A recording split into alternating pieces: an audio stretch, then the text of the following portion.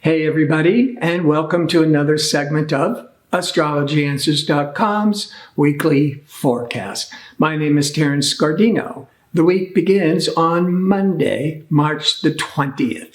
Big week as we're going into a new moon. We're going into the spring equinox if you're north of the equator.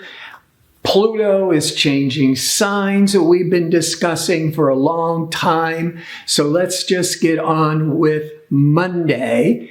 The moon that sets the public tone is in Pisces, but it's in the dark phase of the moon because on Tuesday, the moon goes into Aries. So when the moon is in the sign prior to the new moon, it is what we call the shadow phase, the dark phase.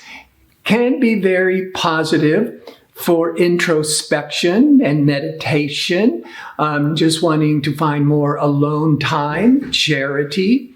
But it can also be a time where you're just feeling like stuck. You know, when is something going to start moving? But it moves very quickly because during the day on March the 20th, the sun that's been in Pisces goes into Aries for the next 4 weeks. And when the sun goes into Aries, 0 degrees of Aries, it's the first day of spring in the northern latitudes. It is the spring equinox, when it's equal daylight, equal darkness. This is a powerful day of new beginnings. On Tuesday, the 21st, the moon now enters Aries about 9 a.m. Pacific Daylight Time. And shortly thereafter is the new moon in Aries. Commencing a new monthly cycle. Aries is always about new beginnings, initiating new projects. You know, it's in the northern latitudes, it's spring fever when babies of the animal kingdom are all having babies. It is all this exuberant time. We're coming out of the coldness and the darkness of the winter into the light of the springtime with new beginnings. Wednesday, the 22nd, the moon continues in initiative, fiery, energetic Aries, but in early afternoon Pacific time, the moon will cross or align with expansive Jupiter. That Jupiter can bring a lot of optimism, a lot of upliftness, encouragement to our mood. That's the moon. You might be feeling more inclined to be more generous. And you might be thinking a lot about traveling. That's Jupiter. Teaching or publishing, education. That's Jupiter. But all in more upbeat, optimistic terms. On Thursday, the 23rd, a huge shift. Transformational Pluto goes into 0 degrees of Aquarius, which will remain until the beginning of June, when it will then retrograde back into Capricorn. It entered Capricorn in 2008. That's with the Pluto retrograding back into Capricorn. It is about tying up loose ends, bringing closure to all things, how Capricorn impacted the world, impacted your individual life. Pluto is all that powerful transformational energies going into Aquarius. Aquarius, on one hand, it's going to trigger many levels, but Aquarius is very innovative, very progressive. But one of the big things about Aquarius is really compelling personal freedoms.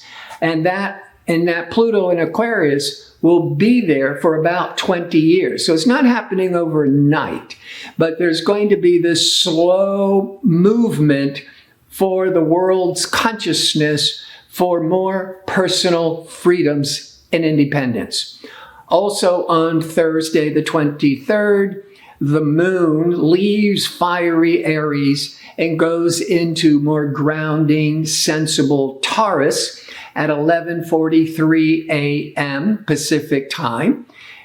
From all that fire of Aries, now the moon in Taurus, what's once more routine, once more things steady and calming. And by early afternoon, Pacific time, as the moon goes into earthy Taurus, it will be compatible with pragmatic Saturn. So it's a really stabilizing time, good for all that to really ground us, as there's this huge undercurrent of Pluto, transformational Pluto, moving into a new sign.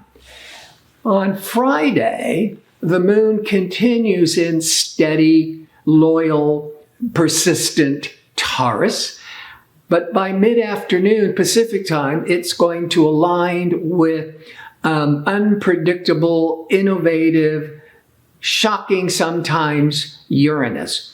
The good news is this could be helping you get out of any old stuck rut routine.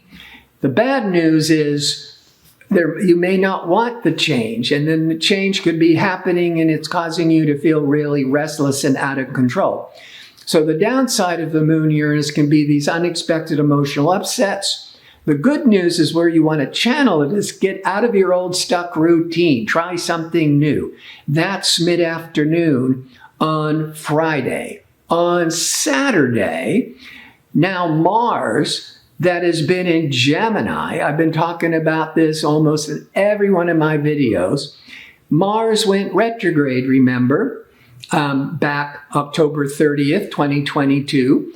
In the sign of Gemini. It went into Gemini at the end of August 2022. And so Mars, instead of being in a sign for 6 weeks, it's been there for nearly 7 months. So where Mars in Gemini was impacting your chart was a major emphasis. But now on the 25th, Mars is moving into Cancer and will only be there for a little less than 2 months. That can be a really emotional time. That's the Cancer, because that Mars is that drive. Now the moon continues with steady, calming Taurus, but will go void of course from 9:20 a.m. to 5:42 p.m. Pacific time. Remember, void of course, the moon is no longer making any aspects to other planets until it changes the sign. So the energy tends to be flat and unproductive. So during the moon void of course, you wouldn't want to launch a major new project, start a new job, because the energy is unproductive and it may just not go anywhere or take so much more effort. But then later in the evening, Saturday, the moon goes into Gemini. So that stimulates a lot of conversation and ideas. Great for going out on a Saturday night because there's all that correspondence and networking. And on Sunday, the moon continues in Gemini, but there's no other important planetary events going on. So it's a relatively calm day in that way, except the moon in Gemini has us running to run errands, keeping a lot of busyness, anxiousness. The moon is our feelings. Gemini is very mental. It could be a day that you are talking about your feelings,